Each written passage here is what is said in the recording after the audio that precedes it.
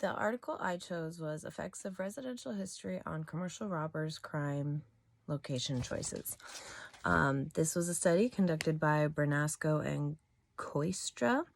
They look at distance decay through an extension of crime pattern theory.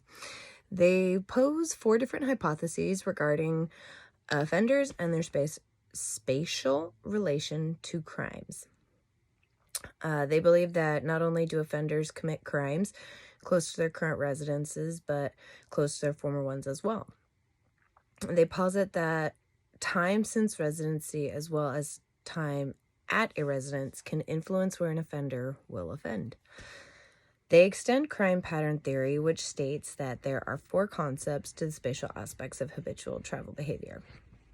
The activity node, which are places where people normally frequent for more than a brief period, like home, work, or a friend's house.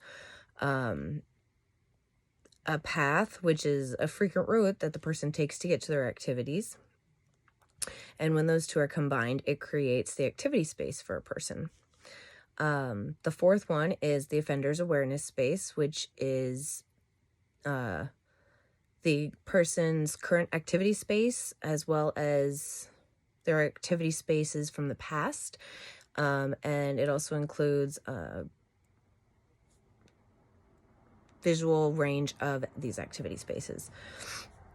So for their study, they looked at 276 different robberies from 2004 to 2005 and used 3 different sources to obtain data in conjunction with the cases.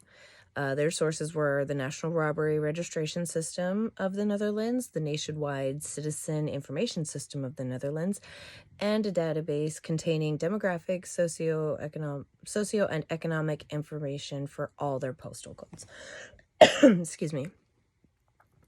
Their dependent variable was the probability that an area would be chosen for an offender to commit their crime, while their independent variables were generic area characteristics such as population size and affluence, as well as offender characteristics like the distance of the area from the offender's residence.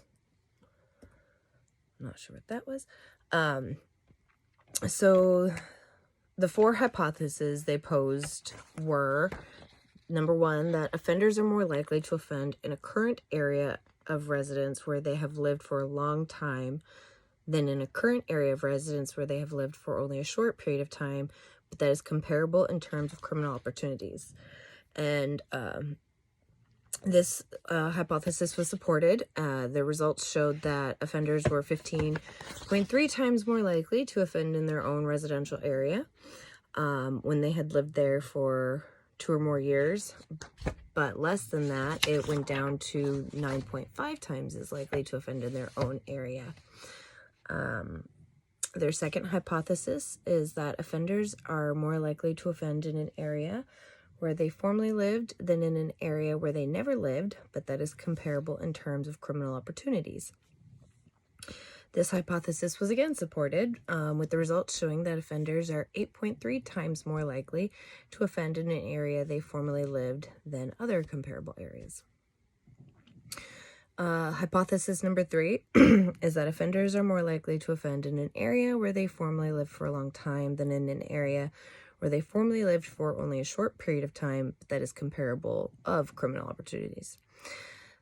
This hypothesis was again supported, with their results showing that offenders are 10.3 times more likely to offend in an area they lived for longer durations compared to 6.9 times in areas they lived for shorter periods of time. And the last hypothesis is that offenders are more likely to offend in an area where they formerly lived until recently than in an area they left longer ago, but that is comparable in terms of criminal opportunities.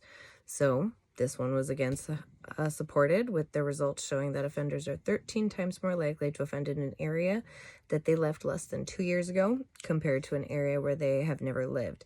If they left longer than 2 years ago, the chances dropped to 6.7. So in their study, they used a 2-year cutoff. However, they replicated it for 1, 2, 3, 4, 1, 2, 3, and 5. I could be wrong. And always the results showed the same. So the results of their study show that the longer an offender lived in an area and the more recent their move from an area increases the likelihood that they will commit a crime there. The shorter they live somewhere and the longer ago they moved away, the less likely they will choose those locations for their crimes. This study shows that an offender's awareness space plays a vital part in where they choose to commit their crime. So the big takeaway from this is that it's good information for officers to have. So it can aid them in apprehending offenders when a crime is committed in an area. Say they can't find somebody and they looked at all the residents, they can look back, 1 to 3 years and know that they have a higher chance. And after that, their chances significantly reduce. And the one thing that the authors Bernasco and Koistra note is that there needs to still be more research done with this, containing larger samples, other offense types, as well as co-offending groups. They also suggest that contacting offenders themselves throughout the study would be beneficial because they can obtain more information from them, as well as more reliable information, as some of their data sources probably weren't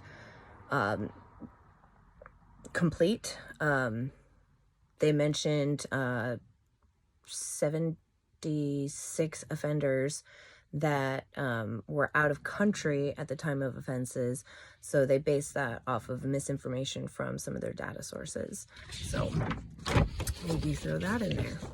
And that is my article summary.